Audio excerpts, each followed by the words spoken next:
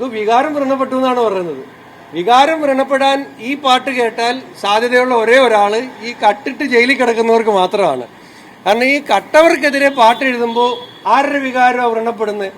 കട്ടവരുടെ വികാരം വ്രണപ്പെടുത്തുള്ളൂ. വേറെ ആർക്കും ഒരു വികാരം വ്രണപ്പെടാനില്ല.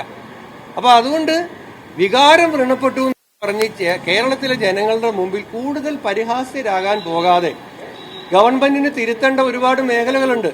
അപ്പൊ ഇവർക്കെതിരെ നടപടി എടുക്കണം. എടുത്തിട്ടില്ല. അത് ഇവർക്ക് ആലോചിക്കാവുന്ന ഒരു കാര്യമാണ്. ഇപ്പോൾ ഈ വിലക്കയറ്റം, തൊഴിലില്ലായ്മ, ആരോഗ്യ മേഖലയിൽ ഈ തെരഞ്ഞെടുപ്പ് നടക്കുന്ന സമയത്തല്ലേ ഇവിടെ വേണു എന്ന് പറഞ്ഞൊരു ഓട്ടോറിക്ഷ ഡ്രൈവർ ചികിത്സ കിട്ടാതെ മരണപ്പെട്ടത്?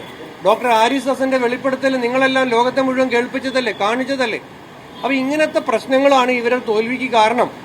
അപ്പൊ അത് മനസ്സിലാക്കി തിരുത്തുന്നതിന് പകരം സർക്കാരിനൊരു കുഴപ്പമില്ല, ജനങ്ങളെല്ലാം സംതൃപ്തരാണ്, അവരാഹ്ലാദ തന്തുലിതരാണ് എന്നൊക്കെ പറഞ്ഞിട്ടാണ് ന്യായവാദങ്ങളുമായിട്ടാണ് ഇറങ്ങുന്നതെങ്കിൽ ഇനി ഇതിനേക്കാൾ വലിയ തിരിച്ചടി. ഇപ്പൊ ജനങ്ങളെ സംബന്ധിച്ചിടത്തോളം അടുത്തതിന് ഏപ്രിൽ വരെ കാത്തിരിക്കണമെന്നുള്ള ഒരു ടെൻഷനിലാണ് അവര്. അതാണ് ഞാൻ പറഞ്ഞത്. ഈ മാസം ഒരിക്കൽ കൂടി അവസരം കൊടുത്താൽ ഇപ്പൊ കിട്ടിയ അത്രയും പോലും ഇനി കിട്ടാൻ പോണില്ല. അല്ല, ഞാൻ പറഞ്ഞത് പാട്ടുകൾ പാരടിയൊക്കെ ഞാൻ പറഞ്ഞത് ഈ കേരളത്തിലെ രാഷ്ട്രീയത്തെ സ്വാധീനിക്കുന്നതിൽ സിനിമയ്ക്ക്, നാടകത്തിന്, പാരടിക്ക് ഒക്കെ അതിൻ്റെതായ സ്വാധീനം ഉണ്ടായിട്ടുണ്ട്. അപ്പൊ ഇനി ഇവരിപ്പോ ഒരു പരാതി കൊടുത്തോണ്ട് ഇനി കേരളത്തിൽ ആരും പാട്ടെഴുത്തില്ലെന്നാണോ? പാട്ടൊക്കെ ഇനി ഉണ്ടാവുന്നേ. ഇനി ഇതുപോലത്തെ വിവിധ മേഖലകളിലെ ഗവൺമെന്റിന്റെ പോരായ്മകൾ ചൂണ്ടിക്കാണിച്ചുകൊണ്ടിട്ടുള്ള സർഗാത്മകമായ പ്രതിഷേധം എഴുത്തുകാര് ഇപ്പം ഇത് ഞങ്ങളാരും ചെയ്തതല്ലല്ലോ. ഇപ്പം ഞങ്ങൾ പുറത്തിറക്കിയ പാട്ടാണോ?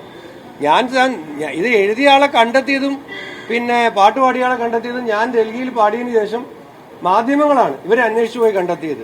ഞങ്ങളുമായിട്ടൊരു ബന്ധം ഉണ്ടായിരുന്നവരല്ല, ഞങ്ങളുടെ ഒരു പ്ലാറ്റ്ഫോമിലും ഇത് വന്നതല്ല, ഞങ്ങളാരും ചെയ്തതല്ല. അപ്പം അങ്ങനത്തെ ഒരു പാട്ട് സമൂഹ മാധ്യമങ്ങളുടെ കാലമാണ്.